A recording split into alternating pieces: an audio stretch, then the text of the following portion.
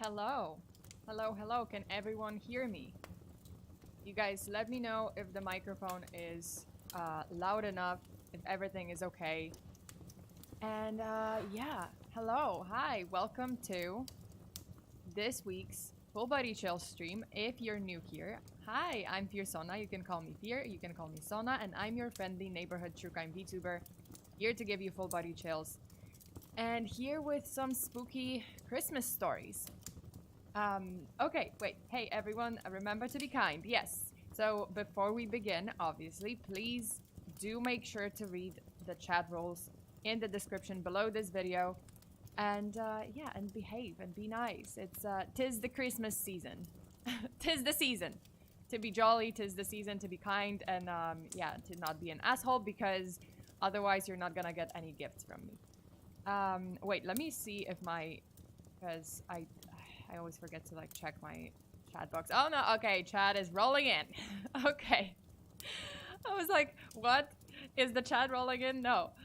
But let me say hi to everyone in the chat. I can see Ice Dragon, hi, Lost Nemesis, Detective Lucifer, Rune S, Demon Taker, Gone Puppy, Tyrant, Itachigo Gaming, Nicholas Holly, DMJ is here in due time. Hello, hi. Thank you so much for tuning in. Scholastica, just some guy on his phone. Hello, you guys. Thank you so much for always being here for the streams. I see my regulars. You guys are awesome. You guys are amazing. Thank you so much for spending, taking the time out of your day and spending it with me.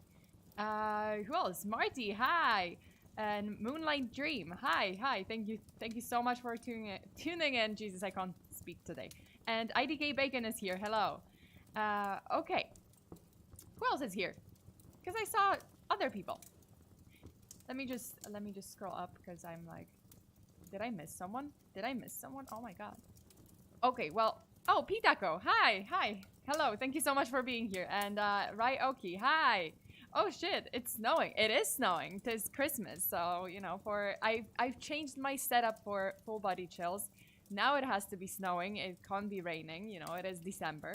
Although in some parts of the world, December is like hot as fuck. Like Taiwan. Like when I was leaving Taiwan for Japan this past Sunday, it was like literally, it was so warm. It was like nearly 30 degrees. Today in Japan, like the weather is pretty, like it's definitely not snowing. It's very sunny. Like I'm just looking out the window and it's like sunny. So no snow for me, at least not this year. Sona, roll call time. I can't speak today. Takes drink. Wait, let me take a sip of my drink, of my eggnog. No, I'm kidding. I'm not drinking eggnog. I'm just drinking tea. I'm not worthy. I'm not worthy of eggnog. So unfortunately, okay. So before we begin, let's just chat a little bit. Let YouTube work its magic and send out notifications to to more people, to everyone who turned on their notifications. Please do remember to do that. Just subscribe, like if you like the content, and obviously turn that, switch that bell button on so that YouTube notifies you, even if a little late. They notify you of, whenever I stream. And yeah, and drink the nog. Tea. Yes, ma'am. Give me some. Well, I mean, I don't really have any, like, if you mean tea, like, as in gossip, I don't really have any. Aside from maybe some news on the Idaho murders, there was some update about, like, how the police kind of backtracked on saying that, oh, one person from the group was targeted. Because initially they were saying, like, oh, we believe there's someone who was targeting at least one person in that group. They didn't reveal anything more, but now they're kind of backtracking on that. If you believe the news, if the news is true. But yeah, I don't really have any more updates. It's kind of been stalling, the investigation. But they're trying. I guess they're withholding a lot of information, so we can only wait. Give me your tea. Okay, give me a tea. I mean, I have, if you want some like cold, because by now it went cold. If you want some cold green tea.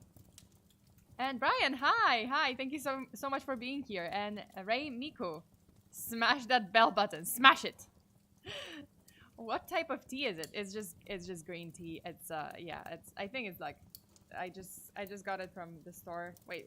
I have the name. I have the name. Yeah. Never mind. It's oi ocha. Like ocha is tea. It's just tea.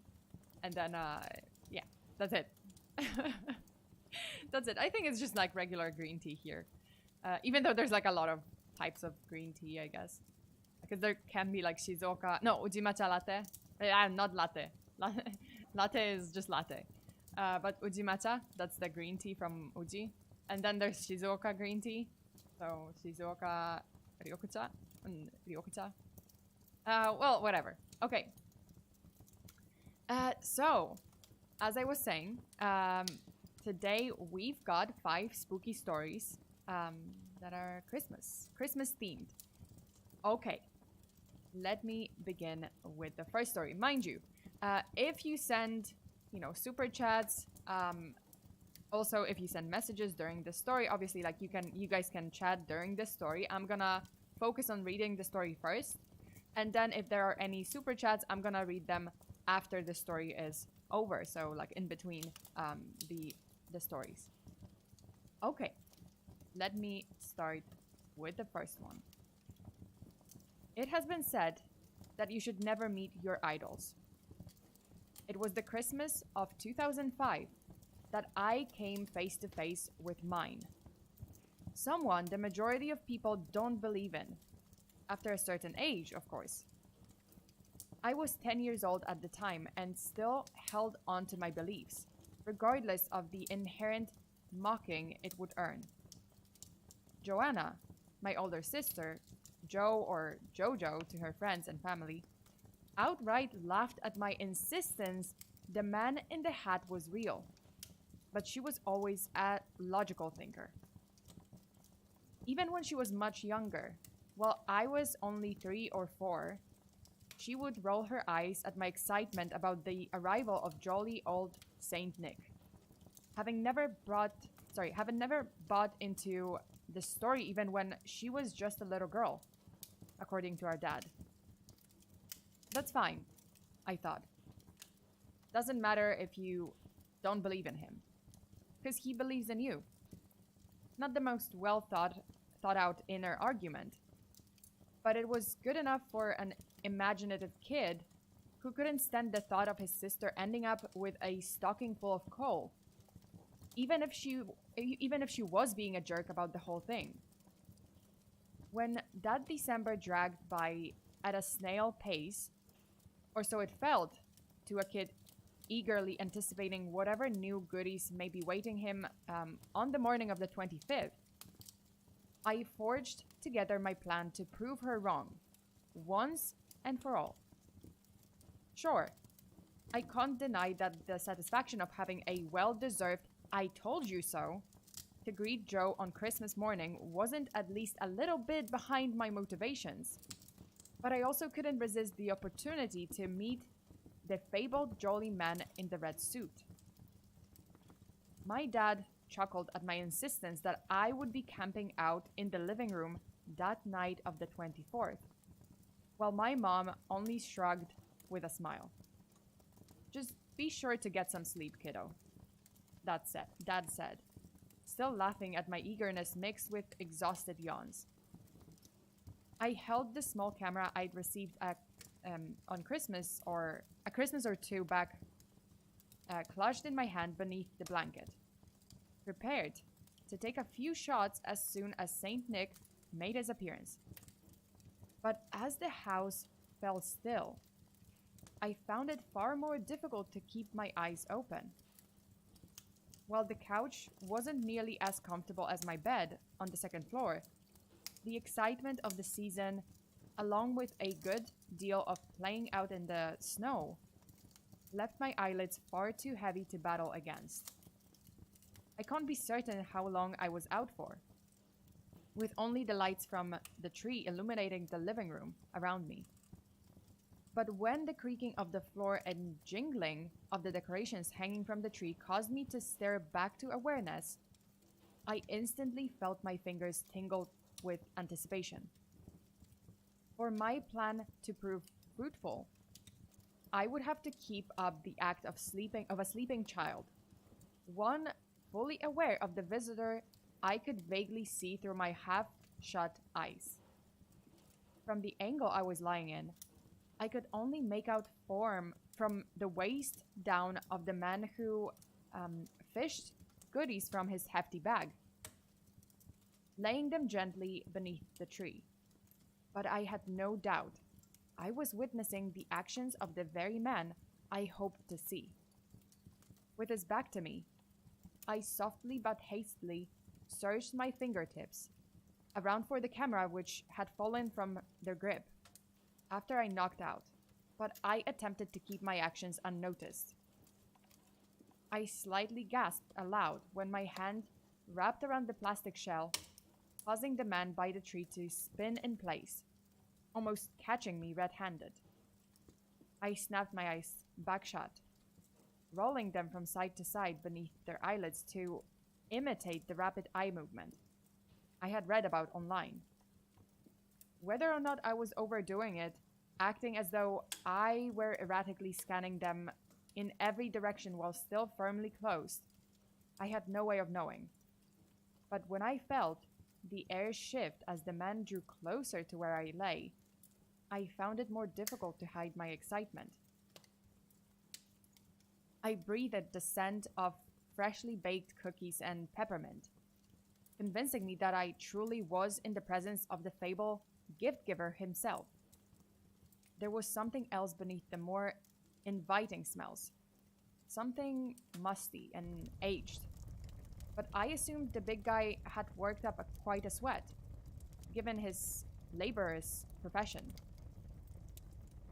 After a few moments, I felt the oxygen around me regulate as the light footsteps sounded as though they moved away from me again. So I took a chance on cracking open my eyelids. Sure enough, the man in the red suit was hunched over by the tree again. I knew I had to make it quick, or I would lose this small window of providing evidence to my sister. In one swift but silent motion, I pulled the camera free from my blanket, aimed it at the man who still faced the tree, and snapped 3 pictures, back to back, moving my fingers so quickly I didn't have time to register the bright flash. I felt my breath catch in my throat as he spun to face me.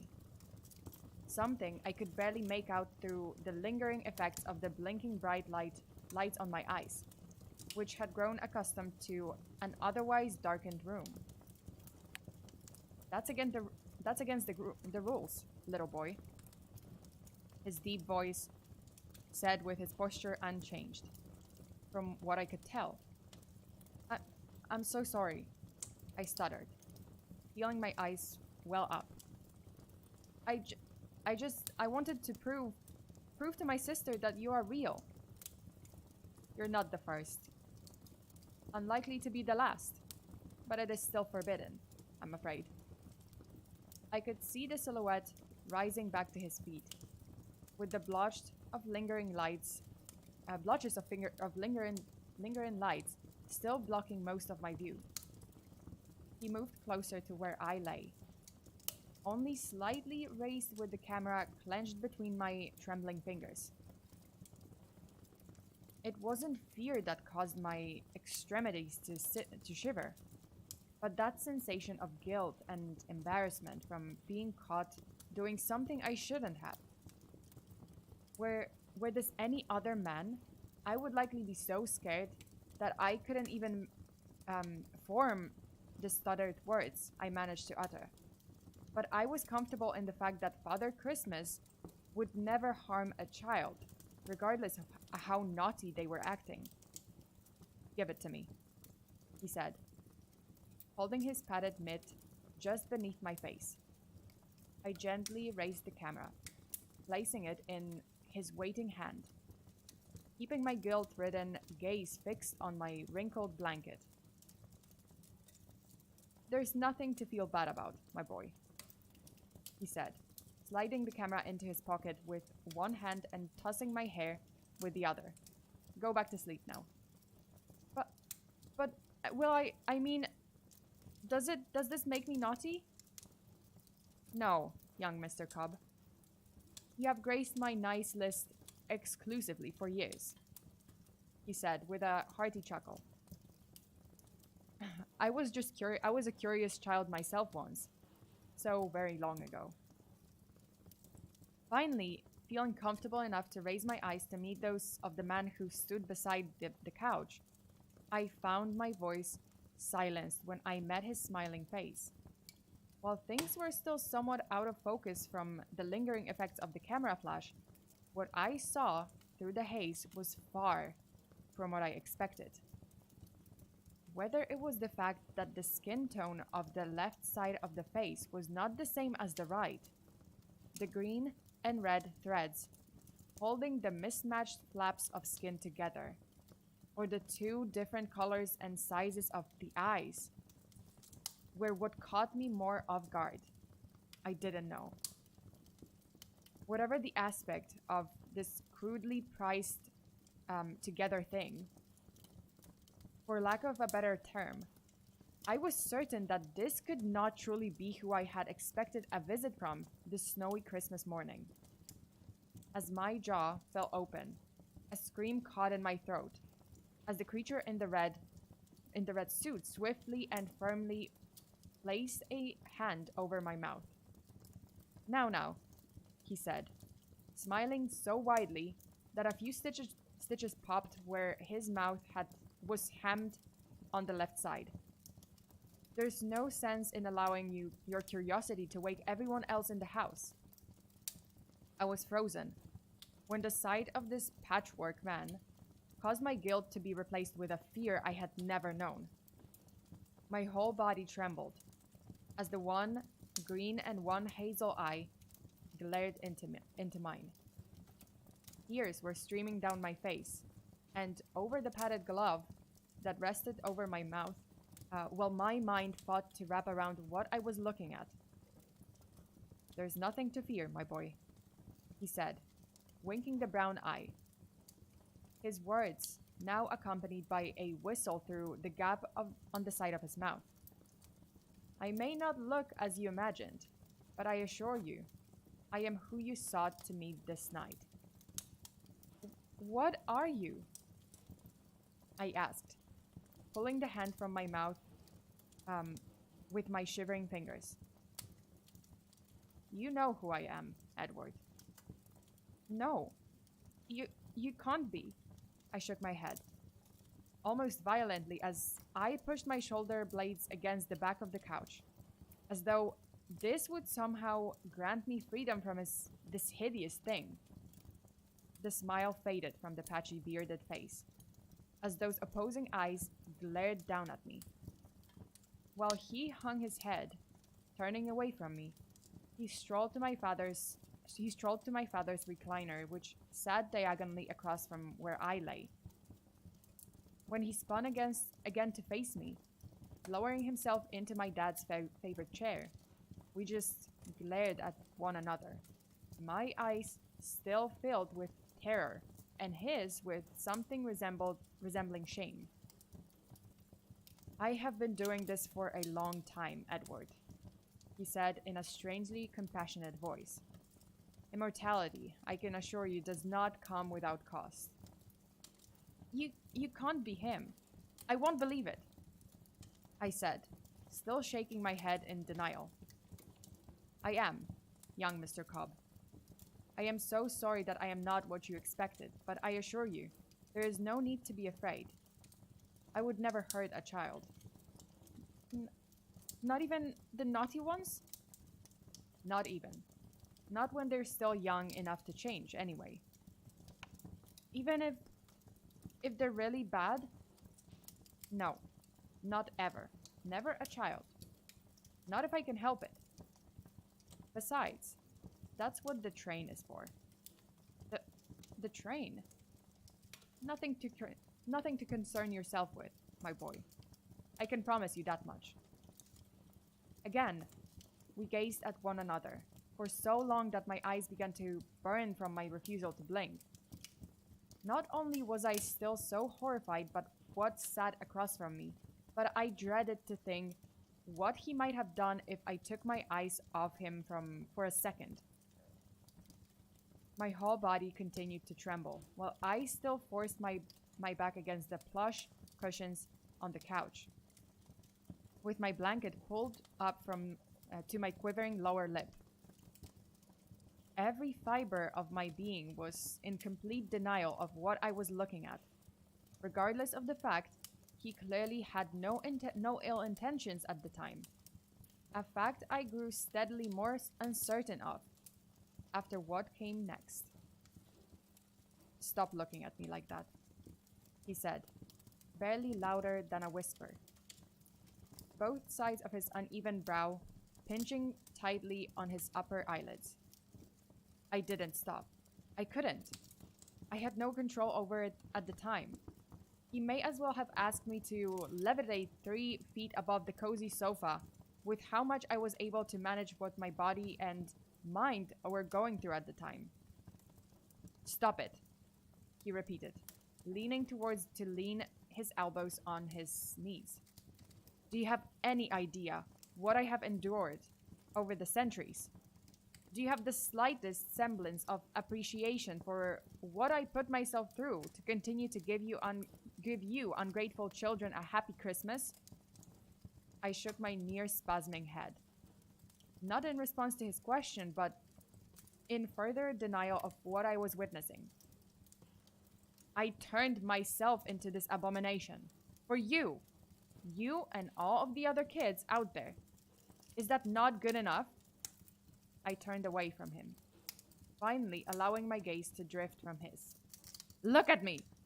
he shouted, reclaiming my unyielding attention, as he practically leapt to his feet, whipping the hat from his scalp and tearing open his coat. The scars and stitched together mismatched shades of flesh across his emaciated chest almost caused me to scream out so loudly I may just wake the dead, as well as my sleeping family. The stringy and matted patchwork hair and mangled scalp looked as though the thread holding it together would pop loose any second, unzipping the seams to I can't speak today. Unzipping the seams to reveal little more than the skull beneath. "This is what I had to become to continue on my chosen path," he said in a cracking voice, pulling his coat back shut. "I became this monstrosity for you, for all of the children of the world." He paced closer to me again, inspiring me to attempt to force myself deeper into the cushions. As he crouched down to look directly into my eyes, my tears let loose, transforming from the trickling stream to a hurricane. "Stop that." He gripped his fingers around my shoulders so tightly. I thought he planned to claim my arms, to stash them away for a rainy day, while I became aware of the fact that one of the hands felt so much larger than the other, far stronger as well. That only drove the madness of it all so much deeper into my brain. "Look at the wonders I brought you," he said, removing one hand to gesture to the pile of neatly wrapped presents. "Is it too much to expect a little gratitude?" The mismatched scowl softened to reveal his own glassy eyes, glistening in the soft illumination of the festive lights upon the tree. In the moment, even through my horror-stricken vision at the time, I could finally make out the sadness and hurt-filled expression of the kind face, hidden away behind the grotesque patchwork flesh. "Thank you," I said, my tears finally dissipating. "And I'm sorry. Sorry I got scared. It's just..." "No," he said, his grip softening on my shoulder. "It is I who should apologize, my dear young man." His hands fell limp to his sides, tracing his padded gloves across the carpeted floor. as he hung his head, shying his eyes away from mine. I let the blanket slip from my fingers, raising my hand to his cold and wrinkled cheek. It actually feels kinda neat, I said, running my no longer shivering digits across the seam, holding the upper flap of his face to the lower. Does it hurt? He just shook his head, still seemingly studying the floor beneath his knees. Only at first. Goes numb after a time. I bet that's a good thing when it's really cold out, I said sincerely, shifting myself closer to him. I played in the snow today, and my skin felt like it was on fire after a while. Is that right? He said with a chuckle, raising his eyes back to mine. It has been a long time since I felt anything like that. It really sucked, because I wanted to stay out there, but I couldn't even make my fingers move. They were so cold. When I came back inside, I got crazy pins and needles. Though the smile he returned seemed to lighten up his face, a few more stitches popped loose on the side of his mouth, almost reawakening the fear I had begun to bury away. When he raised a gloved hand to the loose thread, I could see the shame returning as he turned his gaze from mine once more. Want me to help you fix it? My mom showed me how to sew a bit when I kept tearing up the knees of my pants. No, he said, with a half smile on the side of his mouth that wasn't fixed with thread. But I certainly do appreciate the offer, young Edward. With that, he got back to his feet, smiled back down at me once, and walked back to where his bag lay beside the tree. I'm afraid I must be going, my young friend. Many more children on my list, before the sun rises. I pulled back my blanket, jumped to my feet, and approached the man in the suit, no longer afraid of what he had in store for me. I really am sorry, Santa, I said, feeling my back tense again from my guilt. No, my boy, he said, turning to face me. It is I who owes you an apology. It has been many years since I have allowed this, he held his hand to his face, to be seen by anyone, aside from those I work alongside. I almost forgot how jarring it can be to the unsuspecting. I reached up to wrap my fingers around the puffy mitten of his left hand. He winced at first, as though shocked by this act. But when I tightened my grip to reassure him, I felt my heart skip a beat when my hand closed around the empty section of padding. I looked up at him, as though wordlessly asking if it was all right before I slipped the glove from his hand. I felt my jaw fall loose when my eyes met with the side of the three missing fingers, leaving only a forefinger and thumb in their stead. What happened? I asked. Not from fear this time. I stuttered, not from fear this time, but from the sadness awakening within me. A small accident from weeks ago, he said, almost dismissively. Nothing to worry about, young lad. Can you get new ones? Soon enough, my boy. I just need the right donor, he replied with a warm smile. But you said you wouldn't hurt anybody, I said, feeling my heartbeat quicken again. I would never hurt a child, dear Edward, he said, pulling the mitten back over his hand. But a few lumps of coal are not quite as effective to a naughty adult.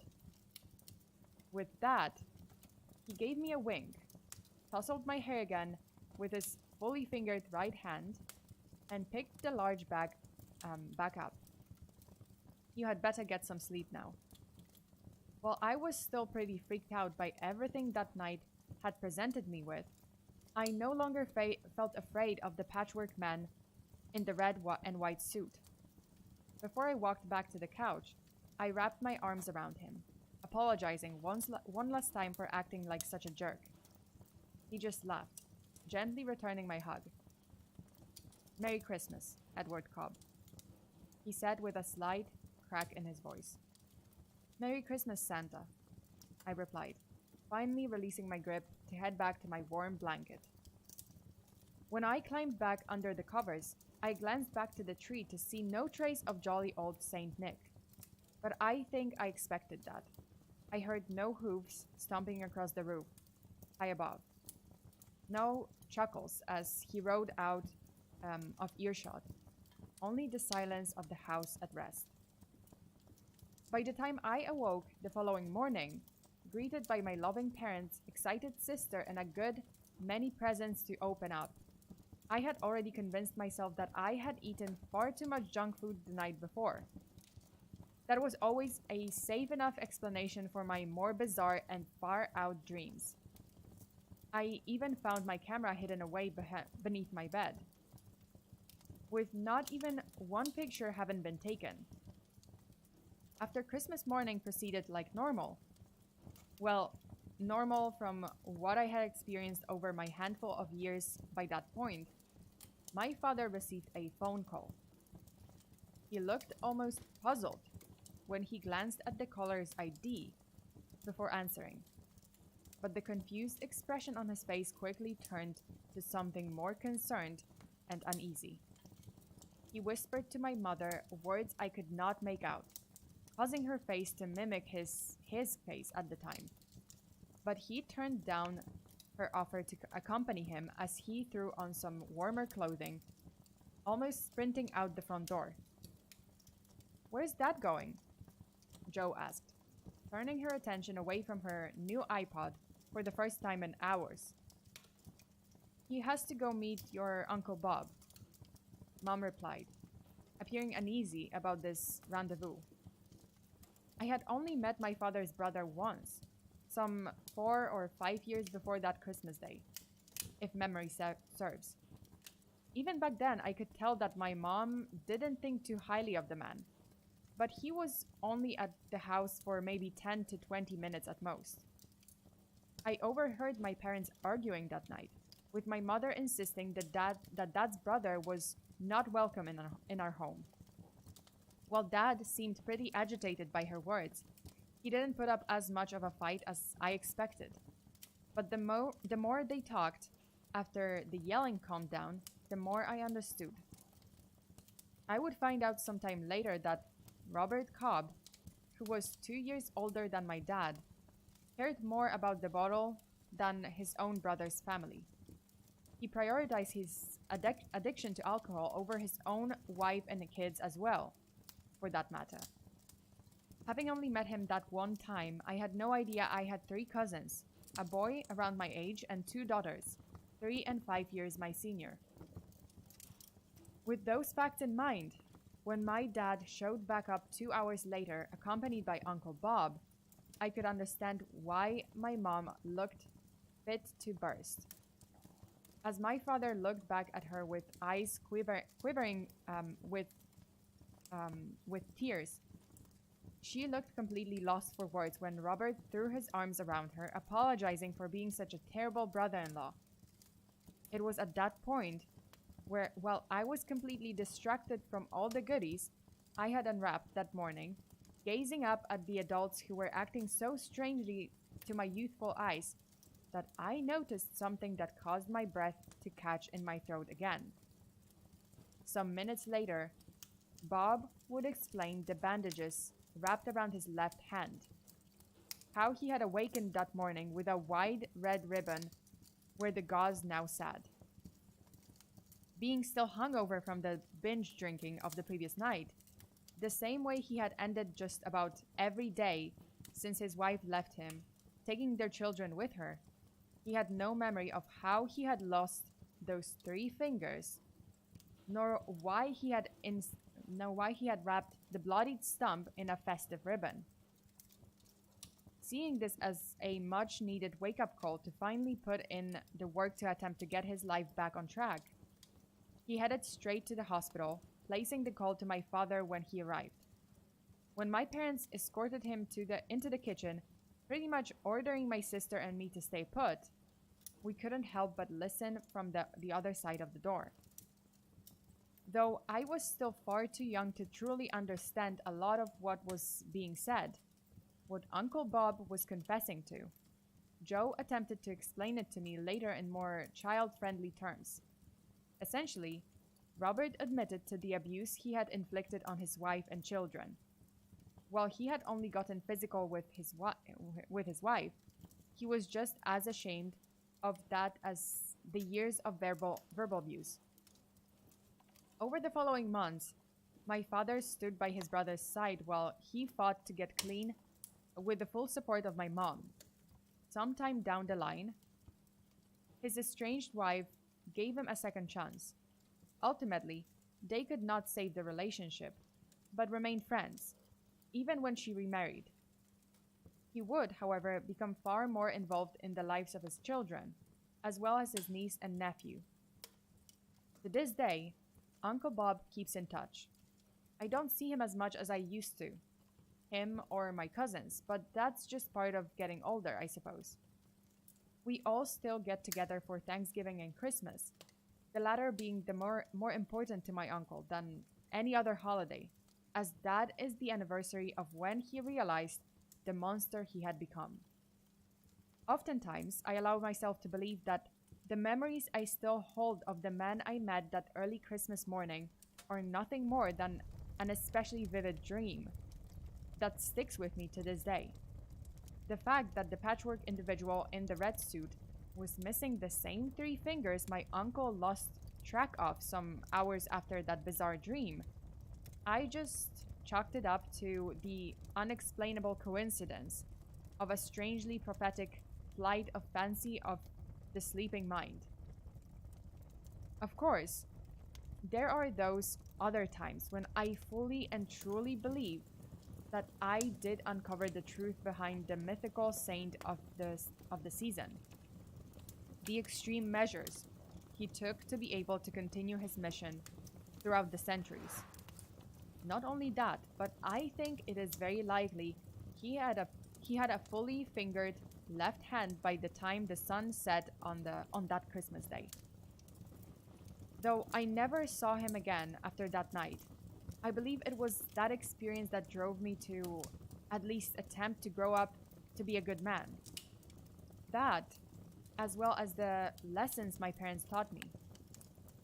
Yes, there have been hard times that almost inspired me to stray from the path, as life does tend to toss a few curveballs at even the most prepared for the worst. But I have always been able to find my way back. Perhaps it's not the most honorable motivation. The fear of having bits and pieces of myself cut and stripped away to fix up a broken fender or 2 on Santa's sleigh, so to speak. But it's something at least. Believe my story or not, it's pretty far-fetched. I can't deny that. All I ask, when all is said and done, just try to be good, for goodness sake. And that's the end of this story. So the story was titled, I Met Santa Claus When I Was a Kid. He Wasn't What I Expected. And it was posted by Will Rain to Reddit No Sleep. You can find the link in the description. You can also find links to the other stories I'm gonna cover today.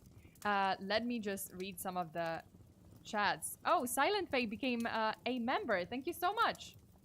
And then IDK Bacon 53 super chatted, Santa do be an anagram for Satan. Oh yeah, oh my god. Maybe it's Satan. Maybe it's Satan and he's just like punishing. I mean, but yeah, thank you so much you guys for subscribing to channel memberships, obviously. And thank you so much for listening to the first story. That was long. That was super, super long. Oh my god. Jeez, was it like 30 minutes, basically. But good ending. Very good ending. Very good lesson. So, you guys, this is a lesson for you. And for me, for myself too. Be good. Be good this Christmas season and be good overall. You know, like just be a decent person. Obviously, there are hiccups along the way. I understand people make mistakes, but just, you know, Don't be an asshole. If you can choose, if you have an option of, you know, be an asshole or not be an asshole, just don't be an asshole. But I'm named after Santa. Oh. Hey, Fear, what at some Polish Christmas? What are some Polish Christmas stories? Are there any scary stories on the, like from Christmas scary stories from Poland? I don't think so. I don't have a scary Christmas story at least. And I mean, no, we only have like in Poland. In Poland, we like instead of coal, I guess we get a something that's called rózga, and rózga is basically like this stick. Like a stick. So we're they're just telling us, like Santa is telling us, repent, beat your own back and like repent. Yeah, it's like literally like the rózga is like basically a stick that, you know, parents would like use to like beat children or bad kids, I guess. Physical abuse. But Santa is just basically telling you like, yeah, it's just like be like those monks that like beat themselves like to repent for their sins. That's it. That's the darkest I can think of. This, wait, I think this will give you nightmares tonight, Sona. Maybe not. I don't know. This will give me nightmares on like Christmas Eve when I'm like, when I go to sleep and then I'll be like, am I gonna see Santa like falling, you know, am I gonna lose my fingers? Please no. Please no. I think I'm not that bad. Santa be giving and taking. We know what he taught. We know what he taking. Yes, yes, yes. I always got those rózgas. So rózga is spelled as R-U-Z-G-A.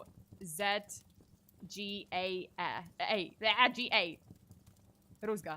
Wait. Am I? Listen, I'm not a spelling bee champion. Okay, I don't know. No, it is R-U. It's hard to. Okay, it's hard to spell in English when I'm spelling a Polish word. So it's R-U-Z-G-A. Yeah, that's the one. Okay, so just some guy on the phone said, so Santa will give you the thing your parents will beat you with? Santa in Poland is way different. Yeah. Yeah, literally that's it. Like, oh, if you were naughty that year, Santa is gonna give you a stick. And your parents are gonna like beat you with it. Ah. What?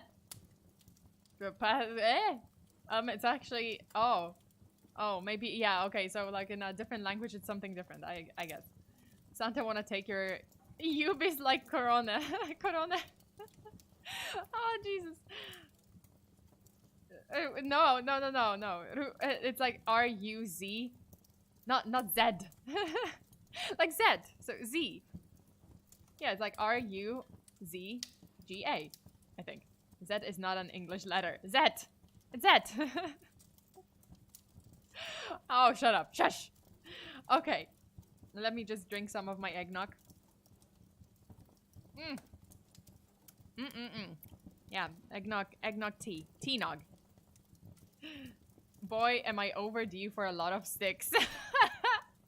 So many of us are overdue for a lot of sticks. I don't think oh no, I might have gotten like, my parents might have like jokingly given me a rózga once. Like, you know, because I remember, vaguely I remember like getting it once for just being an asshole. Because, yeah. Okay. So, Z is an English letter. Z is not an American letter. Well, I mean, I learned mostly like British. Like when I was in school, at least like in Poland, like we learn British English. I guess we don't learn American English. They do tell us like what are the differences, obviously, in like some words. And over the years, I've gotten used to calling some things by like American English names, some things by British English names, and yeah, like just Z. When did you leave? Jokingly? When did you leave? When did you leave Lucifer? What?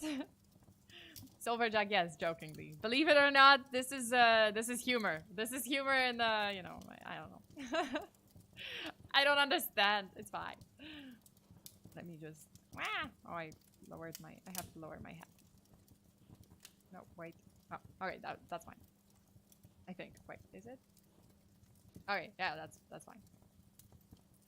Okay, so Now time for the second story. So if you send, again, reminder, if you join the memberships or if you send a super chat, I'm gonna acknowledge, I'm just gonna try to acknowledge it after the story so that I don't have to break the story. Okay, hopefully, oh shit. Okay, this one is also kind of long, but it's gonna be interesting. Okay, let me start with, wait, do you spell color correctly? No, I spell it with U. C-O-L-O-U-R. Same with favorite. Same with behavior. There's a U. There's a U there. And neighbor. I guess, no, neighbor, yeah. Neighbor. Like O-U-R at the end. I want to send 500 to Zona. I mean, Merry Christmas, everyone. If you send holy shit, if you send 500, wait, 500 of what? Dollars or Rusgas? Please don't send me 500 Rusgas. That's not very nice. I was nice to you. I was nice to everyone this year, I think. Overall. Wait. I'm just kind of like fixing the hat because it's acting weird. Okay. 500 Rusgas. Just in general.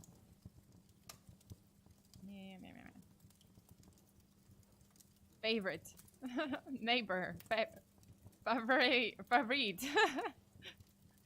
500 Oddler. I want to see that currency. I want to see 500 Oddlers.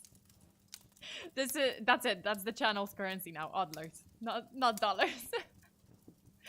American is the right way and everything else is wrong. Listen, every way is right. Like American English is right. British English is right. There's no right or wrong way unless you fucking spell like, you know, gibberish. Then yeah, you're wrong. But so yeah, as I said, like both ways are right, are correct. You know, it's just different countries. So you guys, yeah, oddlers. Oddlers. Neighbor doesn't have a U. Well, I mean, I'm pretty sure, wait. Well, I mean, in English. Yeah, neighbor.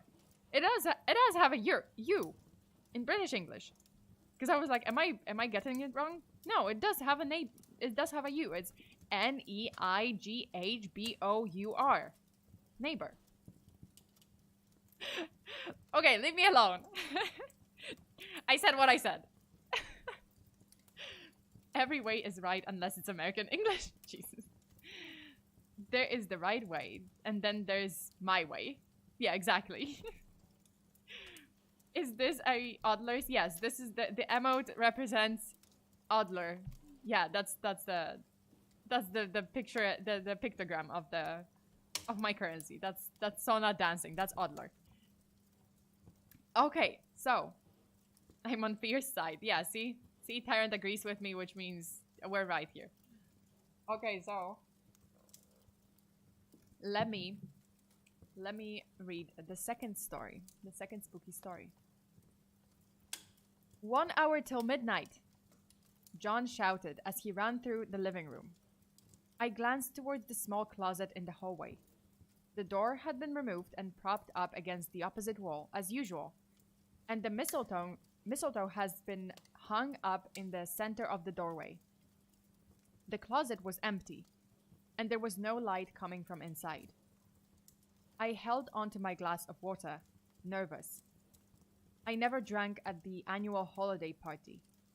The things we were about to see were bad enough sober, and I couldn't even imagine what it would be like if I were drunk.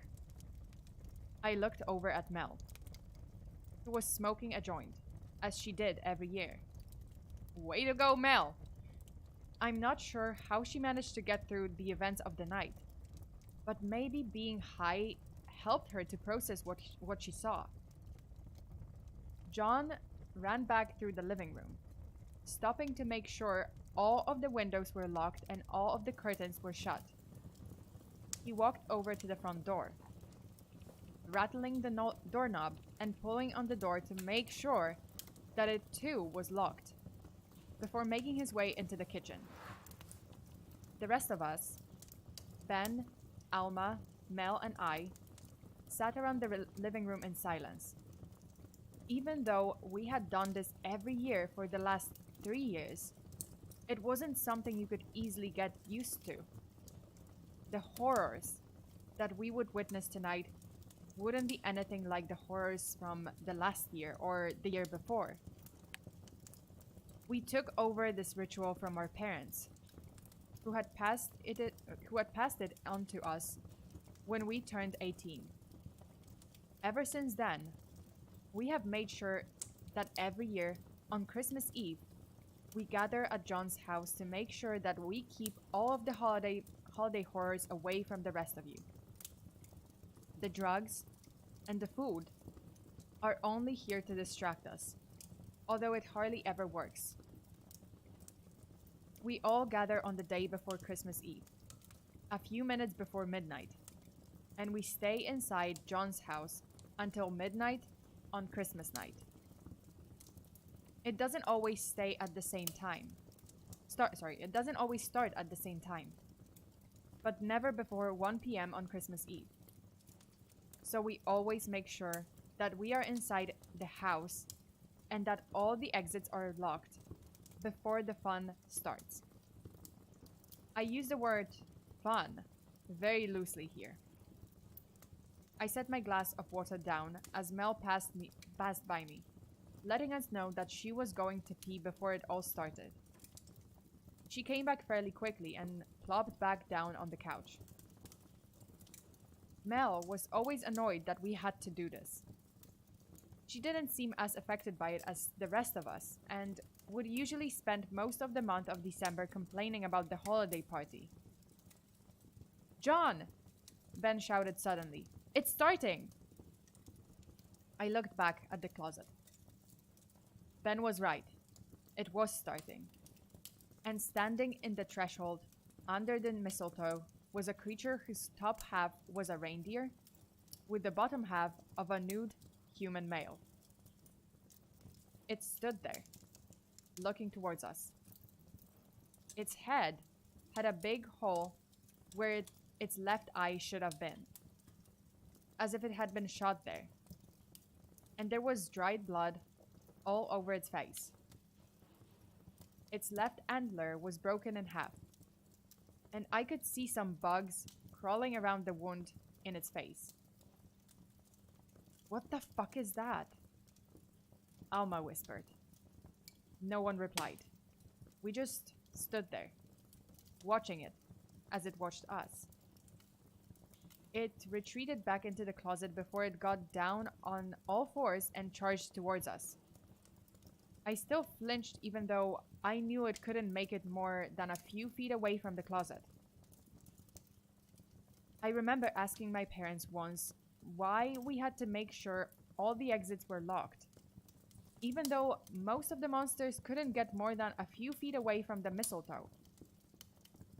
They didn't give me a direct answer, only that making sure that everything was locked guaranteed that nothing would get out. "Jesus fucking Christ!" Mel shouted. It continued to charge towards us, ramming into the invisible barriers each time.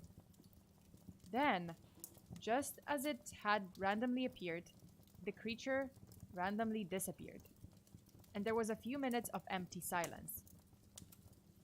No one said a word, but we all watched as the next creature appeared. This one was human, but there was something wrong with him, as usual.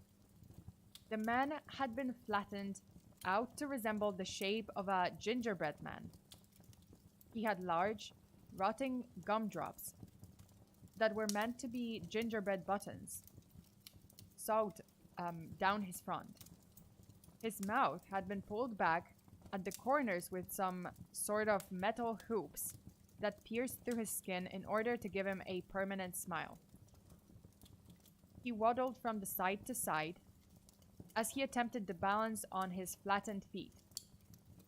As he tried to walk out of the closet, his arms got stuck in the doorway, and he ran into it over and over, slamming himself into it harder and harder each time until there was a sickening crunching noise and his arms flopped backwards.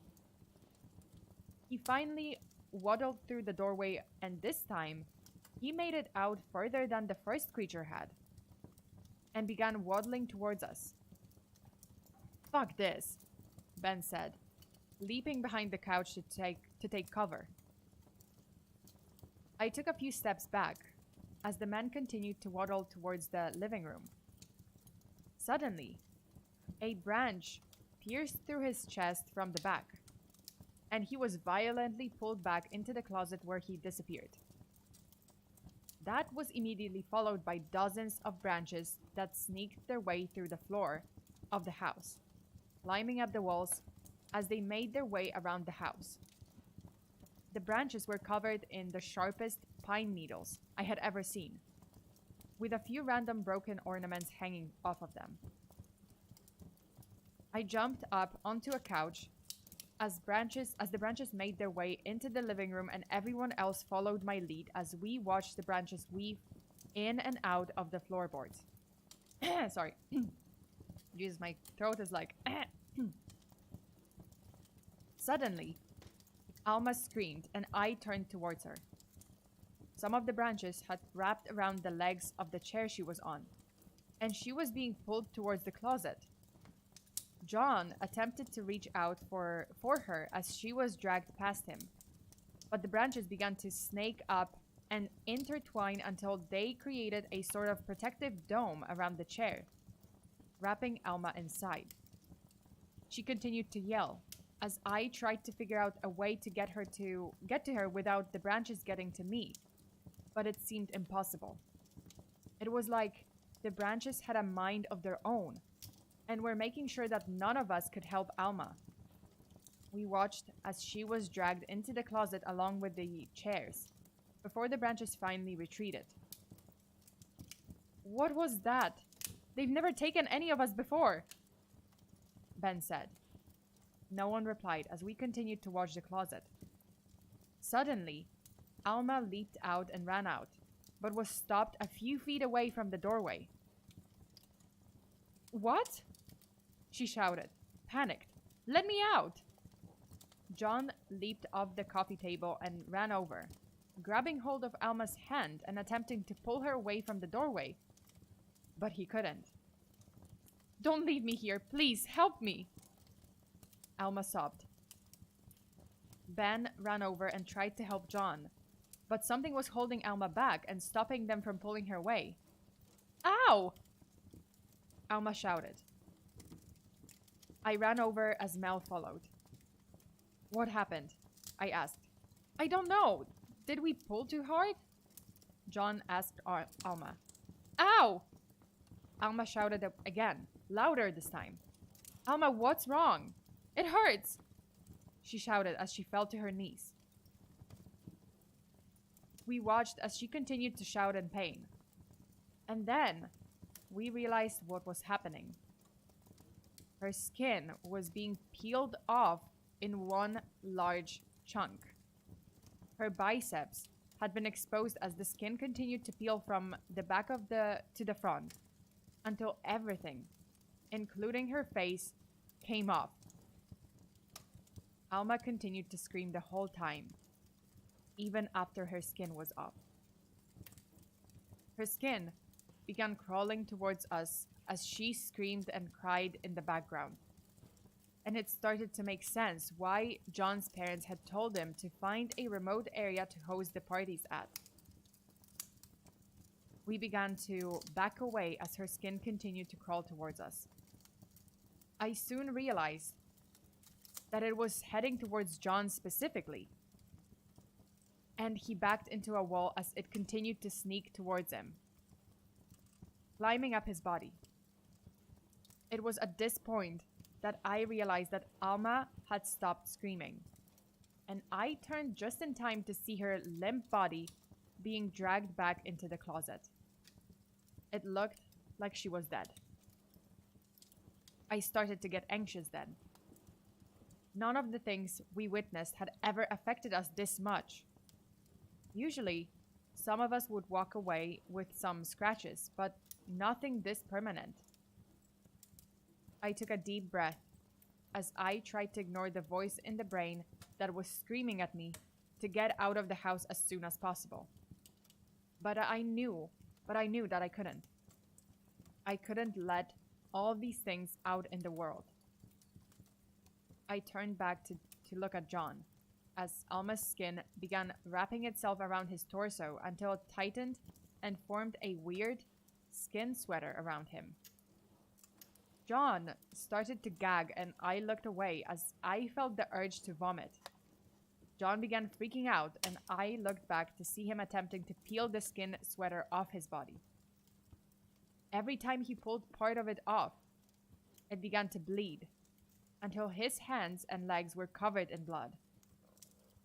He started to cry, scratching at Alma's skin as he tried desperately to peel it off. It did come off eventually, and John kicked it aside as he ran into the kitchen. I heard the faucet open as he continued crying. Oh God!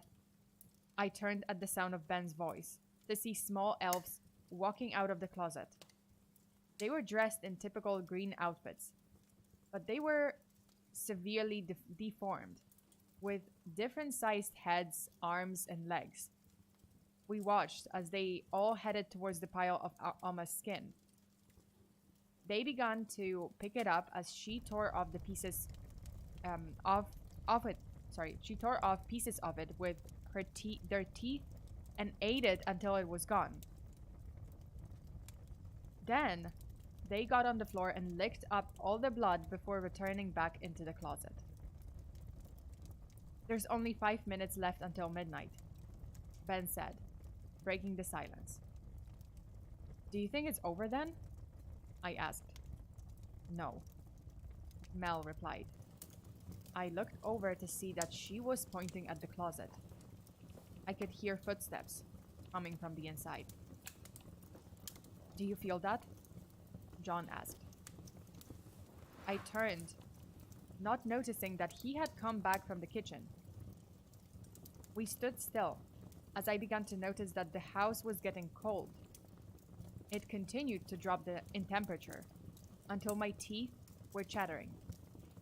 The footsteps continued even though nothing appeared. I rubbed my arms as I tried to warm up and began to notice a thin layer of ice appearing on every item in the house. For the next few minutes, the house continued to grow colder and colder until I was sure that we were going to die. I could feel my heartbeat slow down as my fingers turned blue. My eyes had started to burn from the cold, and I could no longer move. Then, just when I thought it was all over, it was gone, and the house warmed up in the blink of an eye.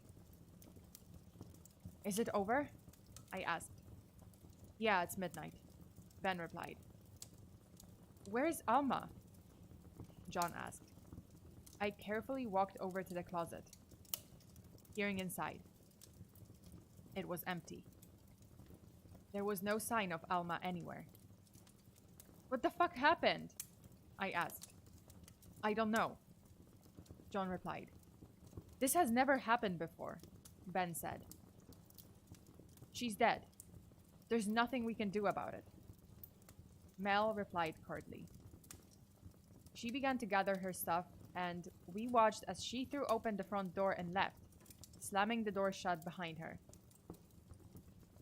What do we tell her parents? John asked. I don't know, I shrugged. I should get going too, Ben said suddenly. I could tell that he was about to cry, and I stepped out of his way as he left the house. I could feel tears welling up in my eyes, and I excused myself as I ran up the stairs and shut the bathroom door behind me. I splashed cold water on my face as I tried to make sense of what had happened. I wondered why this time it had been different.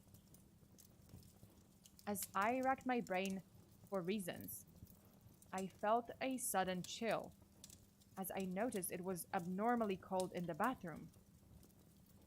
I turned around as I heard a car start and stood there, staring at the open bathroom window.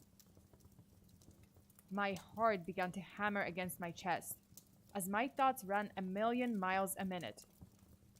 I walked over to the window and glanced down just in time to see Alma's car backing out of the driveway.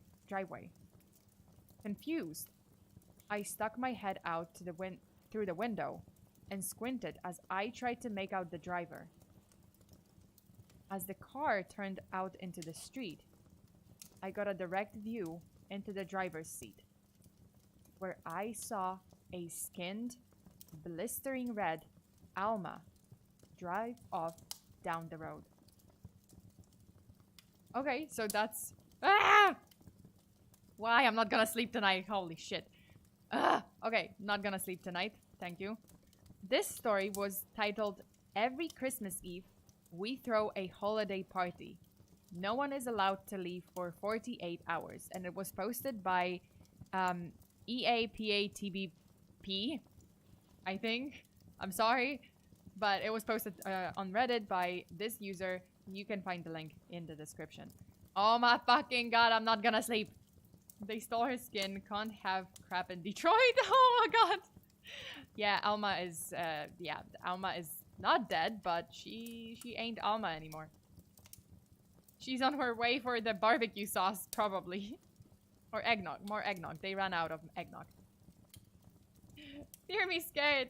Ah! Eduardo, hi. Game leader, hi. And Undead Rabbit, hello. So much to sleeping like a baby. I know, right? No. Oh, dog. It's been a while. Hi. Oh, hurry. Oh, hooray. She lived. No, not really. Must be hard to recognize someone when they have no skin. Well, I mean, who else has no skin in this situation? It was her. Typical day in Detroit. Oh, I know, because it's called a murder city. And I realized it's kind of a play on, like, wordplay on Motor City, because Detroit wasn't it like a biggest kind of car manufacturing hub back in the day, and it's like Motor City or vehicle, and then someone just like changed it to Murder City. So this is what we go with. Detroit, the murder city. Okay, peaceful, very peaceful stories. Not really. Ah, okay. I need to drink. I need to buy some more alcohol. Jesus. I'm just thinking of Hellraiser with the no skin thing. Oh, maybe, yeah. Senpai Fear, protect me. Who's gonna protect me? What about me? Jesus. How's everyone's day? The Dark Assassin, hello, and I am good. I'm okay. I'm just scared. And I'm not gonna sleep tonight because why would I? Why would I? Why do I do it? Why do I do this to myself? Why? Okay. So, Undead Rabbit says, I got back from commanding a Viking army in Ancestors Legacy, and I'm told a story that will make me stay up until the sun rises. I mean, there's no rest for the wicked. No rest for those who play in Ancestors Legacy. Bro, FEARSONA seems like the VTuber who would react to what? ETOT? What? What is that? Wait. Do I want to know? Do I want to know what that is? Oh, everywhere at the end of time. What the fuck? Is the 11th recording by the caretaker, an alias of English electronic musician, Leyland Kirby. Jesus. I'm like, do I want to know what this is? How do I react to this? Jesus Cristo, okay. Oh my god, okay, I guess I'm gonna do that. I guess I'm gonna do that. Eventually.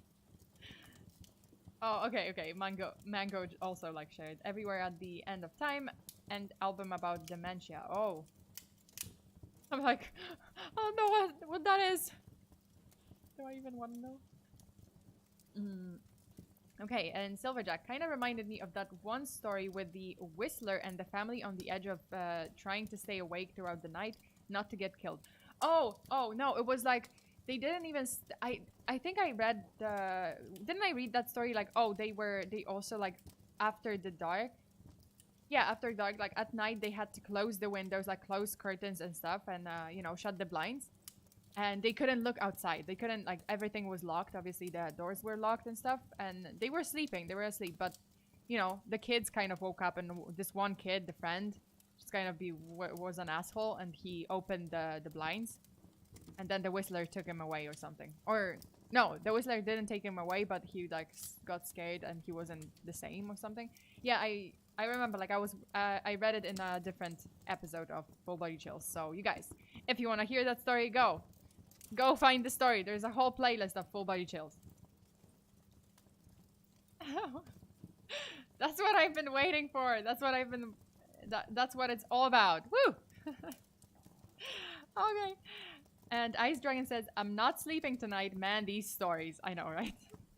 Then imagine, like, me. I'm reading these stories, and it's like, I'm always reading these stories. You guys have to, like, sacrifice yourselves, too. You guys need to tune in for, like, if you see me, you know, if you see me scheduling a Full Body Chill stream, I expect you to be here, okay? You need to suffer with me. I can't be the only one not being able to sleep tonight because, like, you know, because I get scared shitless by, like, after reading those stories. I expect you guys, I expect your presence, you know? Seriously. Honestly, these people. Whoever did not tune in today, I remember this. I'm gonna remember this. I'm gonna call you out next time. Okay. Actually, let me be right back because I need some tea, some hot tea, and my tea is cold, and I need, you know, I need something to like warm up my throat because yeah, my throat is kind of painful now. So I'll be right back. You guys can hang out. You guys can chat and wait for maybe like people will tune in. More people will tune in. When they do, if you see someone new, tell them off. Tell them off for not being here for the first 2 stories because like why? Why do I do this to myself and you guys don't tune in? Come on. Okay, I'll be right back.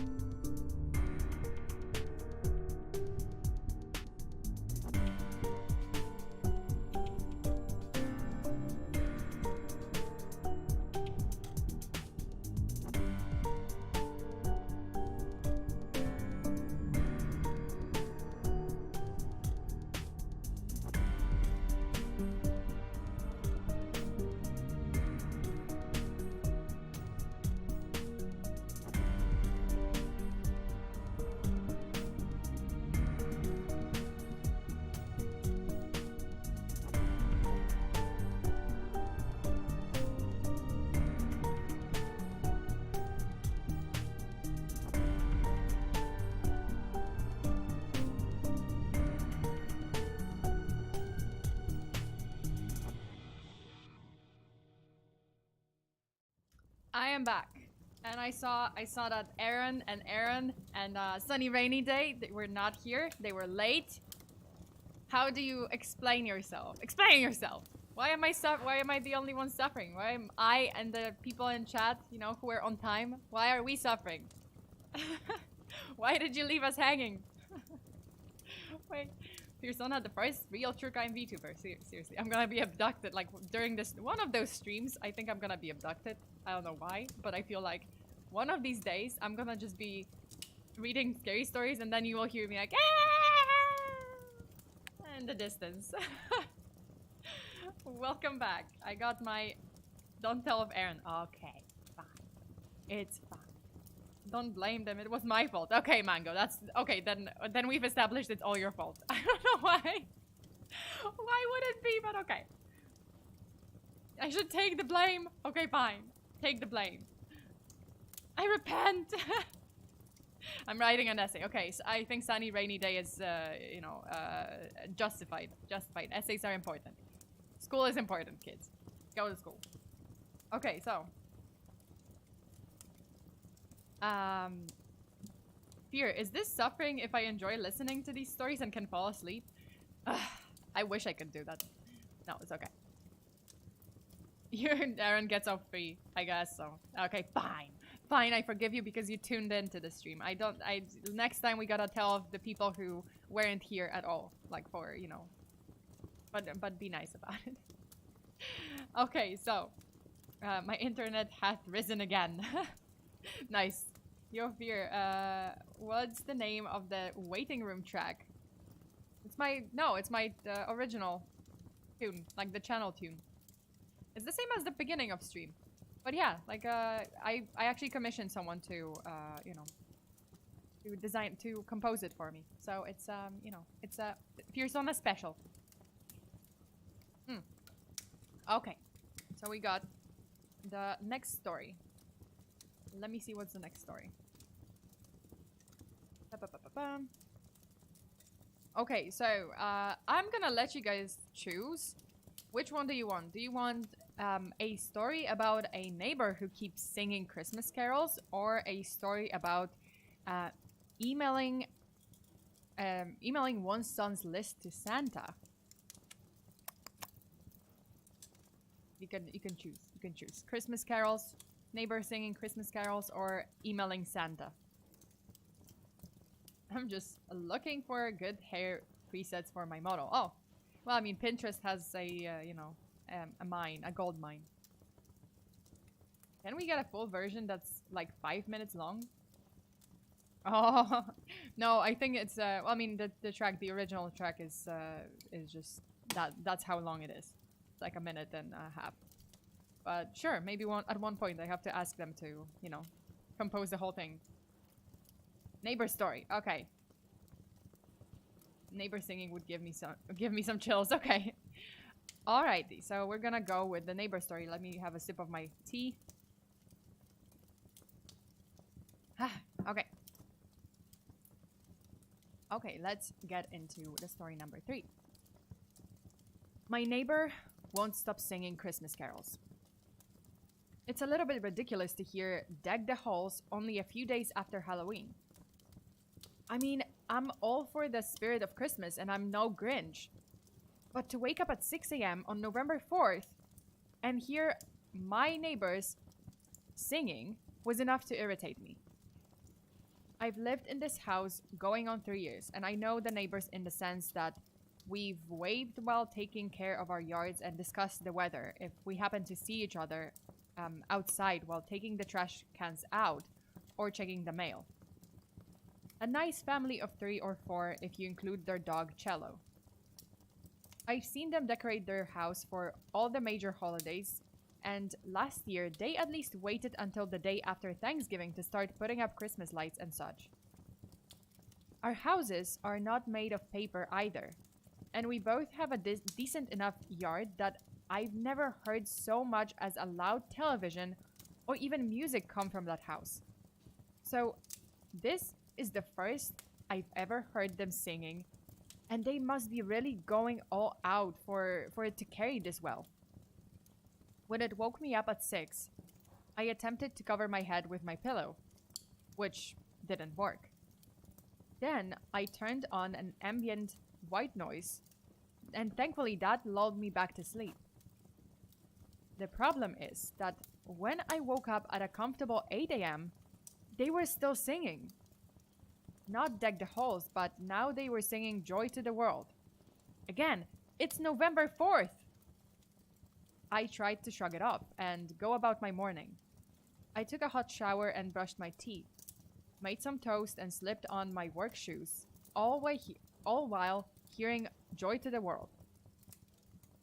They must be singing the song several times each because I know for a fact they started with Deck the Halls and then just Joy to the World. I usually left my house through the carport door, but I wanted to check out their house and see if these maniacs had already decorated their house as well. When I stepped out to my front door, I immediately noticed the wife and daughter standing on their doorstep in their night clothes. They were both facing the inside of the house and singing to the husband Arnold, or as he liked to be called, Arnie, who stood in the doorway with one hand on the door as if he had just opened it. These people were caroling their own house. And the daughter, I think her name was Tanya or something like that, probably should be in school. Taking a sick day, folks? I asked, with a raised voice to call over the singing. They didn't reply, so I stepped closer to my vehicle in the driveway and looked back towards the house again. Arnie looked back at me with just his eyes and a wide grin that looked strained. "You guys take requests?" I asked. Again, they didn't reply. Not very Christmassy of them to ignore me, I thought, before climbing into my vehicle and heading to work. I got home at 4, and they are still singing. Right now, it's silent night. The wife and daughter are still in their night clothes, and Arnie still held the door wide open. The first thing I did when I pulled in was honk a few times to try and get their attention. But they didn't stop. They didn't even turn their heads to look at me. I stepped out of the car and started across the small patch of grass that separated our houses. I was in his lawn and maybe 5 feet from them when I heard something else. Something mixed in with the singing. I stopped and tried to isolate the sound. It seemed to be coming from the inside. I looked up and caught Arnie's eyes. It was him. He was making those noises through his wide smile and clenched teeth. I froze and stared at him. "Arnie, what's going on here? Are you guys okay?" I asked nervously. He grunted back, his eyes shifting left to right quickly. I took it as a no. I stepped forward again, but he grunted so loudly that I recoiled back to where I was. "Arnie, what's going on?" I asked, not sure of how he could explain it with grunts. I looked at his wife and daughter quickly.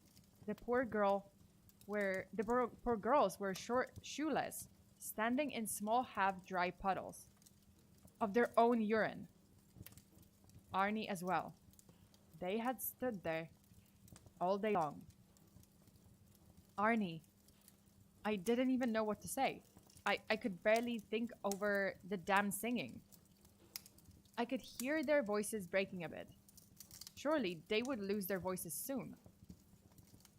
Another loud grunt, and I looked back to Arnie. His eyes were darting over his left shoulder. Without getting closer, I tried to peek into the open house. Between his wife and daughter and under his arm, I could see what looked like a Christmas tree they had set up. A tall tree so thickly covered in dark green pine needles that I could barely make out the full shape of it. It hadn't been decorated yet, but boxes of ornaments and lights were at its base. "The tree?" I asked. Arnie groaned, once loudly in acknowledgement. I crouched a little to see the tree more. Their dog Cello lay at the tree's trunk. A branch protruded from the dog's stomach in a mixture of blood and fur. I wanted to gag. It looked like one of them had maybe stabbed the dog with a branch. No, the branch was still attached to the tree. I instantly took a step closer to see around the doorframe. Arnie squealed in protest. As he did, the tree nervously shook and the branch retreated back into the pine quickly. This was enough for me. I turned and unlocked my door quickly. I stepped inside and slammed it closed, all the while hearing the girls' broken voices singing, "We wish you a Merry Christmas." I pulled out my phone and called 911. As soon as the operator answered, I gave them my address and tried my best to explain what I had seen. The operator seemed unsure, but said that they would send someone over anyways. When I hung up, I heard a faint voice outside. I checked through the blinds and saw the neighbor from the other side of Arnie's house storming across his yard and shaking his fist at them. "God damn it, Arnold.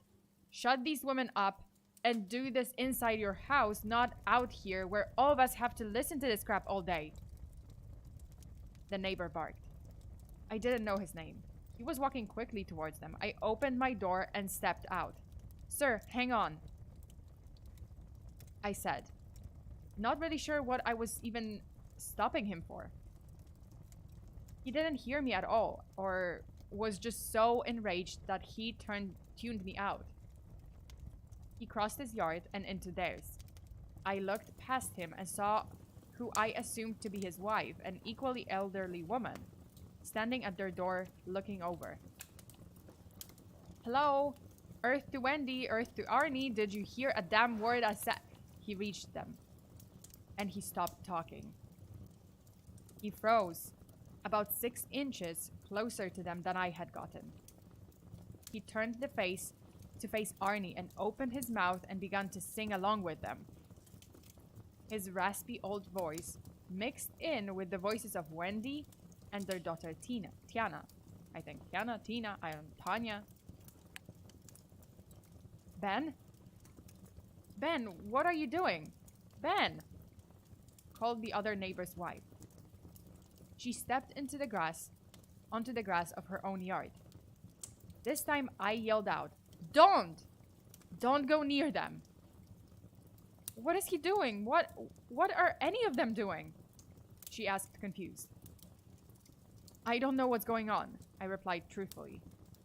Cautiously, I walked across their yard until I was in the front of the door, but far enough from it that I didn't think I was going to start singing anytime soon. I looked at Arnie, who had tears running down his widely grinning face. I walked further around until I was closer to the other neighbor. I looked back at the carolers and could see the mother and daughter's face were wet with tears, but still, they sang. And the old man Ben singing right along with them. Sirens cut through the Christmas carols as a patrol car came down the road towards us. I walked out to the curb and waved them down while I looked around to see the neighbors across the street had stepped out to watch, as well as the neighbors a few houses down. They all looked confused. The patrol car pulled up and 2 officers stepped out. The first was taller and bald, and the second one was older and just barely overweight. "What's going on here?" the tall one asked. I walked closer to them quickly and explained everything I could. It made no sense as I said it out loud. But the officers listened, each one turning a curious eye towards the carolers. And you said this man started singing when he got close to them? The one said. Yes. I got close, but obviously not as close as he did, I explained. And you don't feel like singing? The other one asked, with a slight smile. No, look, do you think I would have called if this wasn't serious? I demanded.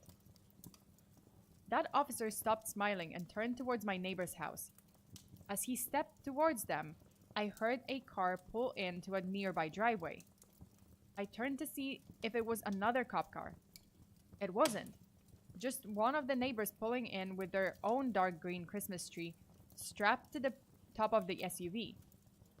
I turned back to the carolers and watched the older officer keeping a safe distance and calling out to them several times. No replies. The officers turned to us and shrugged. I don't really know what I'm supposed to do here. They aren't breaking any laws exactly, said the officer that had gone forward. The taller officer began talking into his radio, explaining the situation to someone at what I assumed to be the police station. I looked around at the neighbors standing about watching. Some had joined each other in discussion. All the while, this family and the man named Ben began to sing Jingle Bells. After a few minutes of waiting around, I looked towards the neighbor in the SUV. They had removed their tree and disappeared into their house. Odd that two families should be setting up trees so soon. Odder that the trees looked so similar, same dark color and excessive thickness to the pine needles. My stomach dropped. I turned to one of the officers.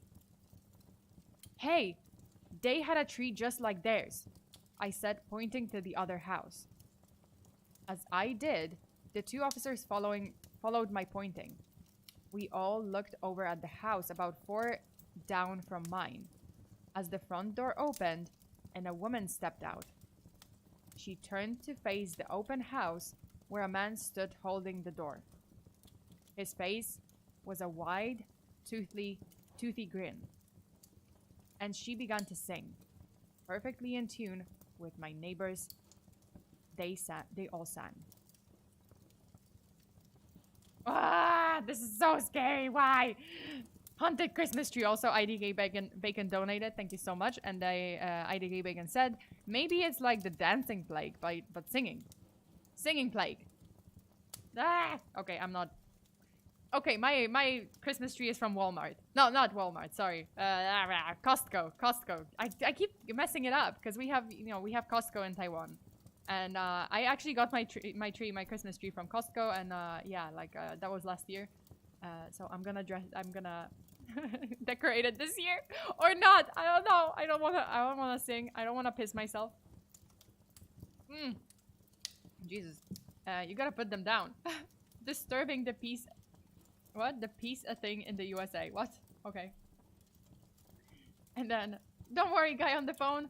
I'll get the M1A1 Abrams and the MG42. Oh, Jesus Christ. That's like ballistic. How wonderful. This reminding me of a CSP. See, SCP. Jesus, I keep like messing it up. I got punched in the Jingle Bells. Oh my god. Costco, Walmart, but without the hoodlums. Hoodlums. China be like Taiwan? You mean small China? I mean, come on. I'm gonna laugh at that. Ha! Okay. They give them weights to lift. Costco exercises their trees. Yes. Yes, exactly. My tree was cleansed. It was like exercised. It's not a demon. Or if it is a demon, at least it's a, you know, protective demon. So it's fine. Okay, I need to drink a little bit. Drink my tea, obviously, not wine. Wine comes later at the during the Patreon only stream, because we have a drunk history stream tonight. And it's gonna be about Krampus. So today I'll be drinking. I'll be hanging out with my tomorrow, because it's my night today, and I guess tomorrow morning for you guys. So it's gonna be like 7 a.m. Pacific time. And then 8 or 9 a.m. Eastern, I think. So I'll be drinking. And I'll be talking about Krampus, which is basically Goatman. but kind of scary, and it's a European legend, or European Christmas legend, kind of scary also. But yeah, we're gonna laugh. There's gonna be some wine. There's gonna be some probably you know, blended slurred words, because I definitely can't speak when I'm drunk. And I'm gonna just like ask about stupid shit too, because that's what I do during those streams. That's actually a Patreon exclusive series. So History, Mystery, and Wine is only on Patreon, and yeah, and I do it every month. So you guys, you can check it out. The link to my Patreon is in the live chat and in the description of this video. Meanwhile, this story was titled "My Neighbor Won't Stop Singing Christmas Carols." It was posted to Reddit by Mothman. So you guys can find the link below in the description. I think they have like some kind of second part, or they have more works anyway. But yeah. Okay. Bro, I slept a little while and now I will no longer be able to sleep tonight. But hey, at least I can watch Fear. See that? I mean, cheers to that. Also, sorry if I copied the song Lucifer. Didn't realize after I noticed. Okay. Since it's in the morning. I know, right? Okay, so we got another 2 stories and then we're done for today. Okay, so this time, which one do you want to hear? Emails to Santa, emailing Christmas list to Santa, or each year getting a visit from Santa, but it's not what you expect. So which one? A visit from Santa or emails to Santa? You gotta choose. Emails to Santa, visit from Santa. What do you mean? Wait, what? Okay. Oh, the Christmas song, it's fine. I was only joking. Ah, I ran a 5-mile once and got a Krampus in my side. Yeah. But yeah, Krampus, that's gonna be drunk history. I gotta work tomorrow morning. No, bacon. Yeah, we have, I have to do drunk history in the morning because like later, you know, it's evening for me, and then on Saturday, like tomorrow, so my Saturday, I'm going to Osaka and I'm not bringing my laptop, so I'll be gone.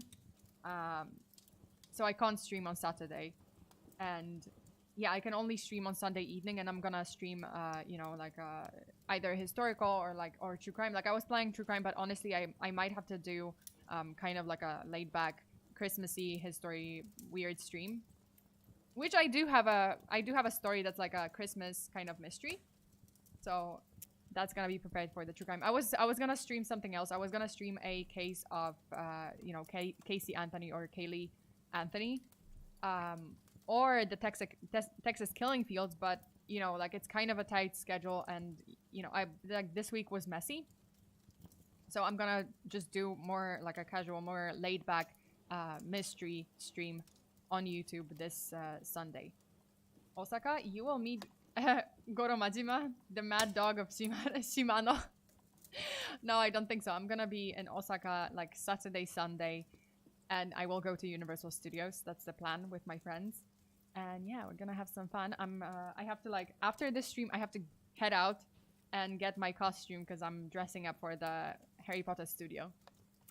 Like Harry Potter. So I do have my my robe, my Slytherin robe. Even though I tested, like when I was doing this like Hogwarts houses test here on the channel, I got like Ravenclaw, but honestly I'm somewhere between, like I'm Ravenclaw and Slytherin. Usually I get Slytherin. So yeah, like that's my house. And yeah, so I'm gonna be dressing up as you know, in my Slytherin Hogwarts student clothes. I'm so jealous.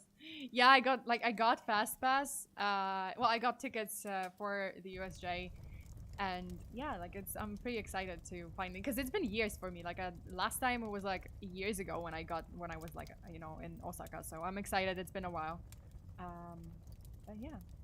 So I'll send you guys. I'll post some pictures, you know, of from USJ. Nerd, I know, it's fine. Okay, so let me, you know what? Let me just go with emails to Santa. So I'm going to Disneyland tomorrow. Nice. Go have fun. Never understood the difference of how this. It's the principles, okay? The characteristics, the personality, the goals. Slytherin is ambitious and all about the pureness of blood. Ravenclaws are the smart ones. Hufflepuffs are the ones who smoke weed. And Gryffindors are the ones no one likes because they, yeah. Because it's hairy and it's embarrassing. They're like, they're jocks. Or sporty ones, or brave. I mean, okay, fine, brave ones, whatever. Visit, oh, Visit had more votes. Okay, Visit it is. Okay, so the visit from Santa. Let me start. Slytherin is evil. It's not evil, it's just ambitious, okay? Stop it. Guess no dirty stripper Santa visits. No, visit. Okay, I'm gonna do the visit of from Santa. Nerds are cool now. I know, right? Like, yeah. I was cool before everyone else was, you know. I was cool before everyone else knew that this was cool. Okay, so the visit from Santa. Let's begin. Dear Redditors, as the holidays are approaching, I have decided to share my experience, hoping no one else can relate. If you do, I am afraid I do not have a solution. And I hope you live to see another year. Growing up as an only child had its perks, especially during Christmas. Video games, cookies, chocolate, and 2 weeks off school were my heaven. I remember, in 3rd grade, how I laid down on the carpet in the living room and threw chocolate all over myself. I felt like the boss of the house. Until my mom found me, smearing the sweets onto the carpet. I got the beating of a lifetime. During this jolly time of the year, my parents were always in a bad mood. I felt as I was walking on eggshells. There were no smiles and no warm hugs. The happiness was drained out of them with a pipe. Despite their bitterness, which magically disappeared on the 26th of November which magically disappeared on the 26th of December, I get whatever gift I have wished for. This occurrence made me forgive my family. No kid can be mad if they get a $3,000 toy set, right? This mindset vanished when I was 17. It was the 23rd, and my dumbass had the greatest idea to confess to my crush. In my mind, I thought, we have 2 weeks off school. If she rejects me, it will be less awkward. Needless to say, she did, and I got home in a bad mood. As soon as I stepped through the door, I heard my parents screaming at each other. The hell started. But this year, I decided I would put an end to it. Shut up! I yelled. Why do you always have to do this every fucking year? I am sick of it. You know what I wish? I wish I was away from you until the day you die.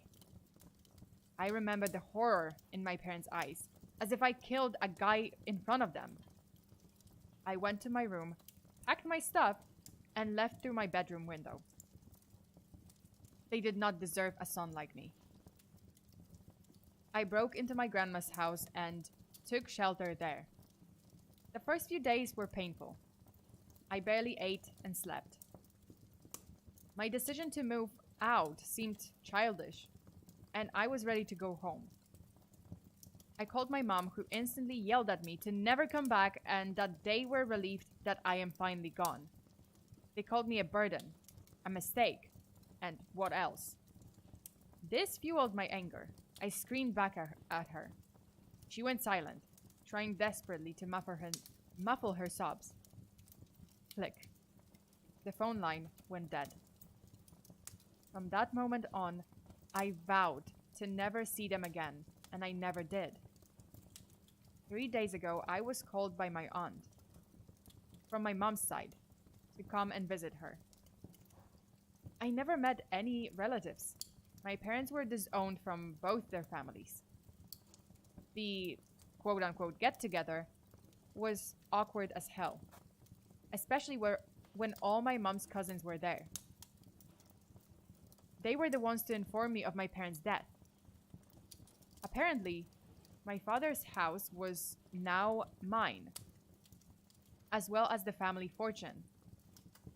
I had to go and finalize some papers with a lawyer. At first, I was hesitant, but then I reminded myself how much I deserved something for all the shit they put me through. Yesterday, I became the proud owner of my childhood home. Today, I wish I wasn't. As I was cleaning the kitchen drawers, I found a note tucked carefully between my mom's cookbooks. The note said, "Dear son, I hope you do not take the house or at least sell it after reading this note. There is something in this place. I do not know what it is. Nobody knows. For some reason, whatever you wish comes true. And no, Santa isn't real. But I think you already know this part, since your lack of gifts. This thing is like a leech. It gives you your deepest desires. We never told you, because we thought everything will be okay. You see, we too wished for whatever we could when we figured out the power. However, this all changed when we learned about the price. For every wish you make, a person in the world dies. Not that we were bothered, until your grandpa died. We felt guilty and cut our relatives in fear that they would find out. We stopped wishing and lived fairly decent lives. Then, you learned how to talk. We do not blame you. You were a child. But we couldn't help but obey your every wish in fear of our own lives. This thing favored you, for reasons we do not know. Your wishes were the most powerful. We tried to keep you satisfied. When we couldn't do it, the thing stepped in. I lost my fingers when you said you wished I had none, so I can look like one of your cartoon characters. It took me 3 years to get them back. Your dad had to kill his brother when you said you wished he was dead because he had a scary face. As for Christmas, we were truly terrified. This is the time you told your deepest desires. One time, you wrote in the letter to Santa how much you wanted a new dad because yours does not play with you. You also wanted him to be stricter with me, so I do not deny you ice cream. Needless to say, I lived with a stranger for the rest of my life. The man I loved was gone. In his place was an abusive and manipulative copy, which I could not get rid of. I still have a memory of your 9th Christmas. You were so mad over the fact that I beat you up for the chocolate you smeared all over the carpet. You thought I was mad because I couldn't have some, as I was overweight. I heard your wish that night. You wanted me to lose weight, and I did. I lost your 13 weeks baby sister. Oh shit, wait, I just registered this, just like I just understood what it meant. Oh holy shit, okay. That was from me. I lost your 13 weeks baby sister. It was painful for a moment. Then I was skinny, just as you wished. I wanted to kill you. But as the morning came and I saw how bright your smile was when you saw my figure, and how you offered me the chocolate with the words, You don't have to worry, Mom. You can have some. You are always beautiful in my eyes. I couldn't lay a finger on you. On your 14th birthday, You wanted to be an only child forever. There went the twins. This time, the pain was excruciating. You got mad that I left your party and you wished for me to leave the house. I was 2 weeks in a hotel until your dad begged you to bring me back home. You thought I was being sensitive and dramatic, so you wished I wasn't. And I lost all of my emotions that same day. There is more, but I can't bring myself to write it. All of these years, my parents suffered so much because of me. As I am sitting here and typing this out, I have a horrible realization. All these years, while I was away from them, I still got what I wished for. I was just too depressed to realize it. Call it luck or that I am a good person, but I always wished for mine and other people's happiness. I thought positively.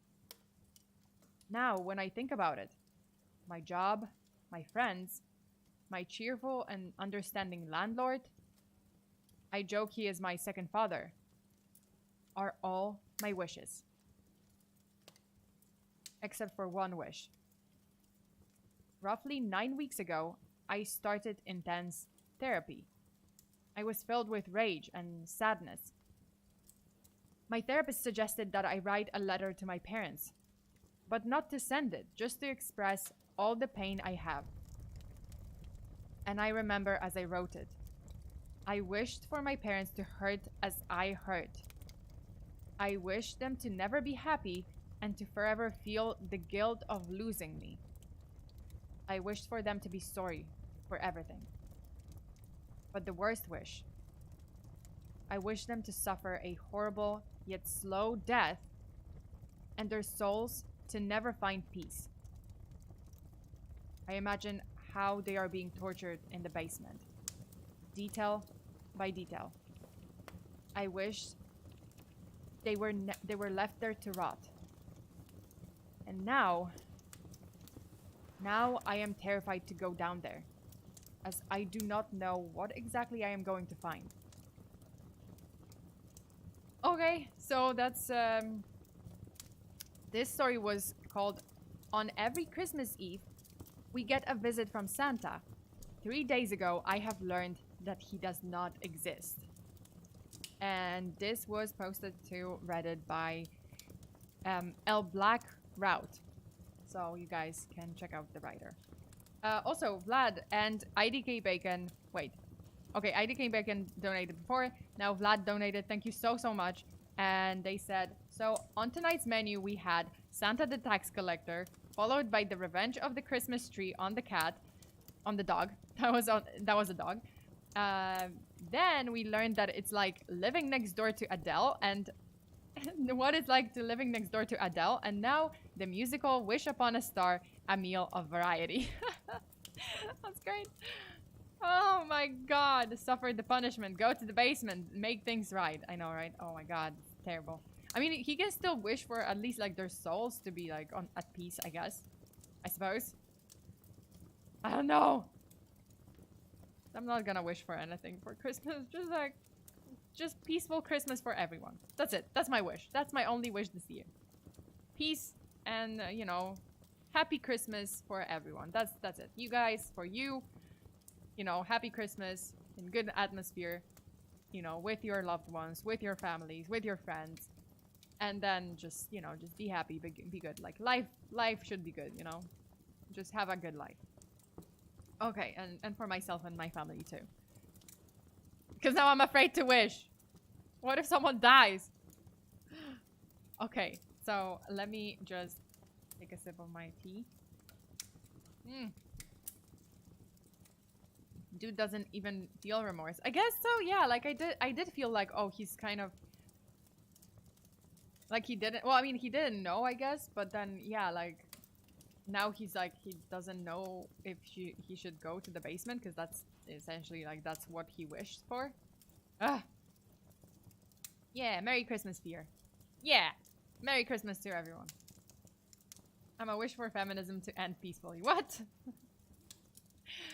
Okay, so there's a I'm not gonna get into that because I'm gonna get cancelled if I like, if you guys don't like it. But like, see, there's different types. There's feminism, which is about equality, and there's like extreme feminism activism, which is like, oh, put down all the men, which I don't agree with. Like, I don't know, it's kind of fucked up. I'm all about equal rights, you know, equality to everyone and fairness, overall fairness and equality, and that's it. That's all I can say. You know, there's just, yeah, there's this craziness on the other side of the, you know, I don't know. Yeah, there's craziness in this world, but that's it. I'd never cancel your fear. Maybe, yeah, like, maybe not you guys, but like overall, I just feel like someone would like see this and be like, oh, you're like against feminism. No, I'm not. I'm just being realistic. There's like actual feminism about equality of women and men. And there's something extreme that's like about, you know, just kind of eradicating men for some fucking reason. I'm like, no, that's not, no, don't do that. Like, why? We need everyone. So yeah, let me just say equality, fairness, that's it. You know, be nice, be kind to people. Don't refuse, you know, people's rights, you know, human rights to anyone. That's it, you know. Everyone has the right to live and, you know, in peace. Mind your own business. I'm just gonna say that. Like, you have a good life, just live your life, you know. Let live and let live. That's it. Okay. And I'm gonna get cancelled. That's that. Granted, I'm a man. Brave woman telling us that. I'm okay with it. Yeah, like, I mean, you know, it just, to me, it's just like, it makes sense. I don't know. Like, maybe some of you guys disagree with me. That's fine. Listen, that's okay. If you disagree with me, it's fine. You know, like, I'm not here to, like, you know, I don't want you to be like, oh, a bunch of yes men, right? Like, you can disagree with me. But yeah, just, you know, just be kind to people. Just don't be an asshole. You know, just don't, yeah.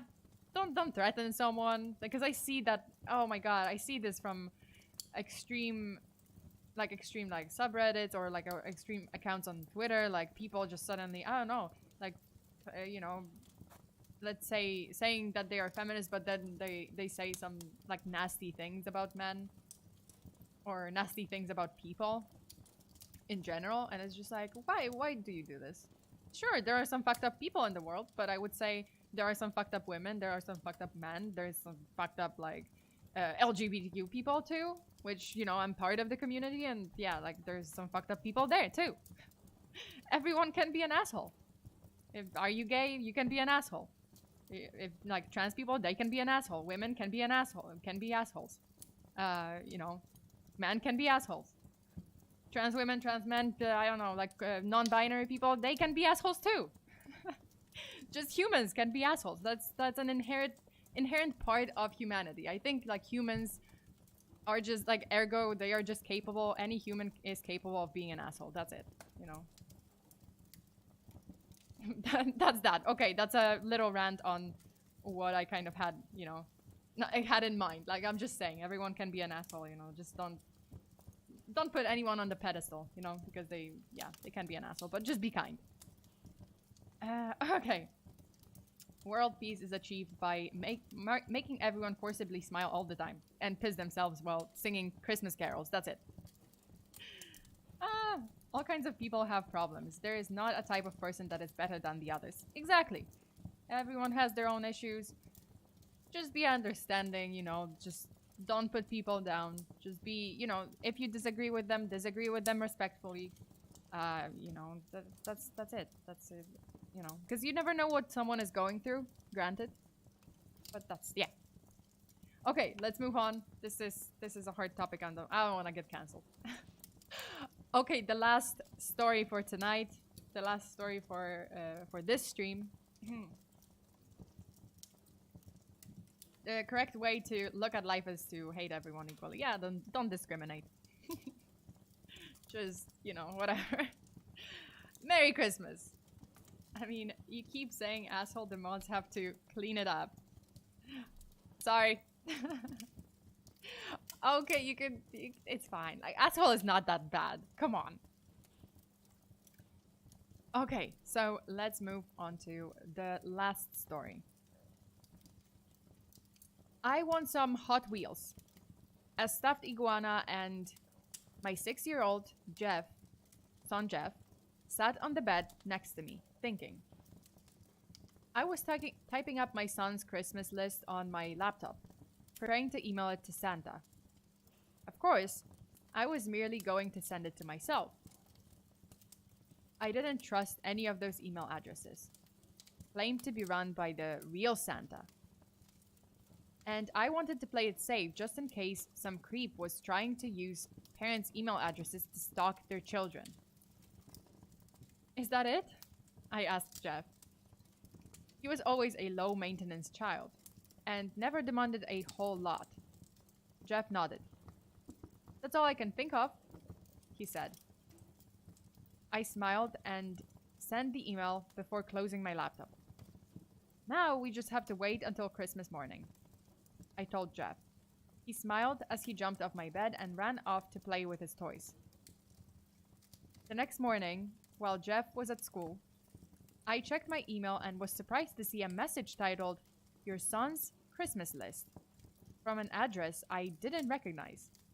I opened it up. Hi, Christina. I saw your son's Christmas list, and there's no need to buy those Hot Wheels or that stuffed iguana yourself, like with last year's gifts. I can send it to you, and I can send it right to you, and you can give it to him on Christmas.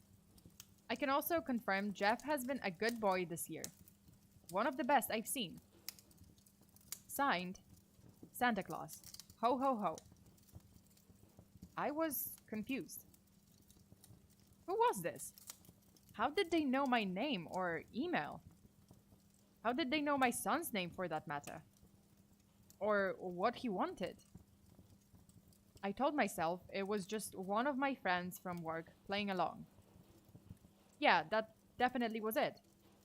Yesterday, I had chatted with some of my friends over texting about what our kids wanted for Christmas. So one of them had probably just made a new account to add to the fun. I deleted the email and went back to my usual business. Shortly after Christmas break began, I sent Jeff over to a friend's house while I went to the store and bought the toys he had asked for, along with some wrapping paper. After heading home, I checked my email again and noticed a new message from the same mysterious address that had emailed me last time. Hi, Christina. I saw you went out and bought the gifts that I said I would bring myself. That's okay. I'll bring my own surprise gift for Jeff instead. See, I've been a little short on elves this season, and I've been looking for new records to help me make toys. Jeff is such a good little boy, he will make a perfect elf. Hope you don't mind me taking him up to the North Pole on Christmas Day. I promise I will bring him down every now and then to visit. Signed, Santa Claus. Ho, ho, ho. My heart sank. I hadn't told any of my work friends that I had bought the gifts yet. Something weird was definitely going on. I decided to write a response back, angrily demanding whoever this person was to tell me who they were, why they were stalking me and my son, and informing him to stay the fuck away from us, or I would call the police. A few days went by with no response. I felt relieved, thinking the guy had finally got the memo and decided to leave us alone. And I completely forgot about it until Christmas Day. While Jeff was asleep during the night of the 24th, I wrapped up the presents and put them under the tree as per tradition. The next morning, while I was still in bed, I expected to hear Jeff excitedly shouting from the living room that Santa came. I was surprised to hear absolutely nothing. Not a single peep. I checked the clock. It was 8 in the morning. Strange. I'd usually expect Jeff to be up earlier than that, especially since it was the happiest time of the year for a child. A few minutes passed, and I quickly became concerned. I decided to go downstairs to Jeff's room and check up on him to see if he was okay. I knocked on the door before cautiously peeking in. He was lying in his bed, the blanket pulled up to his head, and his back facing me. "Jeff?" I asked. He replied with a weird grunting sound. Was he sick? I walked over to him and rubbed his head. "Jeff, get up! Santa came!" I stopped when I felt a pair of weird bumps on his head, buried underneath his hair. Jeff then turned his head to me, and I jumped in shock. His ears were pointed and covered in hair. His face was stretched out like a dog's nozzle. He grunted again and stuck one arm out from under the blankets. Instead of a hand on the end, there was a furry brown hoof, like that of a goat. My face turned pale as I stared in shock, unable to speak or move upon seeing my son's current state. At that moment, I heard a knock on the door. I ran upstairs, desperately hoping it was one of my friends from work who could help. I looked through the peephole and noticed an unfamiliar figure standing at the door. He was overweight, with a red jacket and a long, white beard. Thankfully, I had locked the door, so the man couldn't come in, even if he wanted to. I then remembered the weird emails from this month. So I pulled out my phone and opened up my web browser. There was an email from last night, sent from the mysterious address. I opened it up, and what I saw nearly made me faint. I just stood there, reading the message over and over again, trying to process everything as the man at the door continued to knock. "Hi, Christina. Since you turned down my request to make Jeff into one of my elves, I decided Jeff would make a good reindeer instead. My current reindeer are getting too old to pull the sleigh, and I need just one more kid to complete my new team. I'll be coming over tomorrow morning to pick him up. Signed, Santa Claus. Ho, ho, ho." So that's it. No! Poor Jeff. What the fuck, Christina? Okay, so this story was titled, "I emailed my son's Christmas list to Santa. I didn't expect to get a response." And it was posted to Reddit by Summer and Tinkles. And you guys can follow the link down below to check their other works. Okay. Santa is a furry, confirmed. Well, I mean, no, initially he wanted an elf, but then he turned Jeff into, a reindeer. So I guess that's that. Ah! And welcome back, Detective Lucifer. Oh my lord. Okay. Wait, what? What happened? Okay, yeah. I'm eating chicken pickets right now. Oh, pockets. Pockets? Chicken pockets? What is that? Pockets or pockets? Well, enjoy your meal. Okay, so dude turned into a damn reindeer. Yeah, like he's now Rudolph. Santa is crazy. Oh my god. The Santa's in this, and these stories are like fucking crazy. Jesus. Ah, Santa's don't mess around. Nope. Okay, by the way, I'm gonna sneeze. Jesus. Okay, wait. I don't want to sneeze. Ah. Okay, so you guys, this is it. That's it for tonight. Thank you so much for tuning in. Thank you for listening to the stories. I hope you had fun.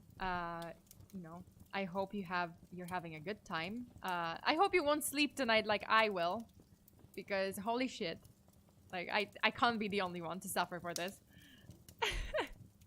But you guys, everyone, thank you so much for joining my stream. Thank you so much for always being here and supporting the channel.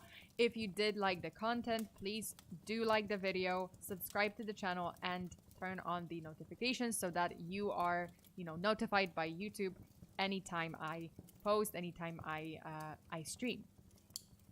Awesome stream. Well, great. I hope you guys I'm happy that you guys liked it, and I had an awesome time. We can suffer together. the consequences of us like listening, reading the story, the scary stories, and listening to the scary stories. Okay, I'll sleep just fine.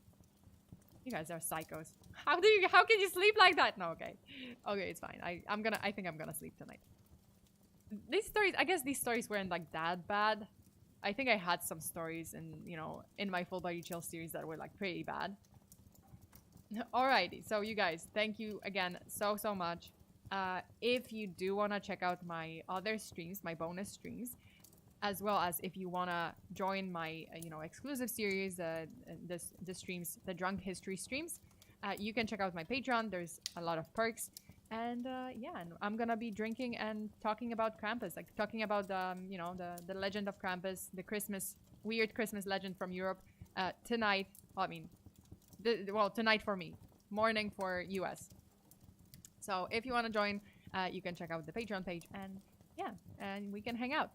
So until then, stay safe out there. Always lock your doors and windows. No, but like seriously, and block the fireplace. Do not let that Santa like come into your house. And until the next time, bye.